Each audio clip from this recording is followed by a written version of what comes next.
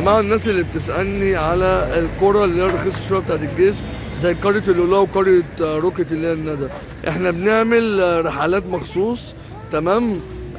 من هنا من الأمارية اهو، من عند كشك دبشه اهو، وادي الهاي اس على عدد العيله اللي طالعه او المجموعه اللي طالعه بيبقوا 15 فرد تمام، بنعملها لهم مخصوص يعني. واهو معانا الناس والكلام ان هي جابت الكولمان. منوره مكرونه. رايحين فين يابا؟ العين السخنه. ماشي. راح فين؟ العين السخنه.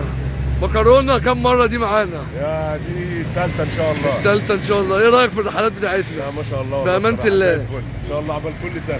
منور الدنيا يا عم. ايه الجمال ده؟ الرحله بكام دي معانا؟ الاولى ليك؟ لا مش ان شاء الله مش الاخيره. فالناس اللي بتسالنا بقى يا جماعه احنا بنطلع والله اللؤلؤه، ما بطلناش اللؤلؤه ولا بطلنا رحلات الجيش. ادي اللي هو الهاي اس اهو من عند كشك دبشه اهو عندنا في الأمارية. فاي حد عايز يطلع من الأمارية عموما احنا بنعمل الرحلات بتاعتنا ب 350 الفرد، والباص بيجيبك بياخدك من عند دبشه وبيرجعك تاني عند دبشه تمام. والناس بتجيب معاها زي ما انتم شايفين الاكل والكولمان والكلام ده. ومعانا عم محمود اهو الراجل المحترم السواق بتاع الهاي اس، يعني حاجه محترمه. نور عم محمود. بصوا معانا اهو رحلات تانية ان شاء الله.